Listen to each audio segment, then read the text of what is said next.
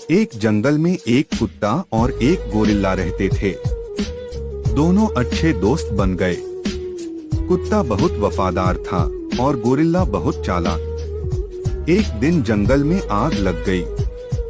सारे जानवर भागने लगे। तभी कुत्ते ने देखा कि गोरिल्ला आग में फंस गया है। कुत्ता बिना डरे आग में कूद पड़ा और गोरिल्ला को बचा लिया।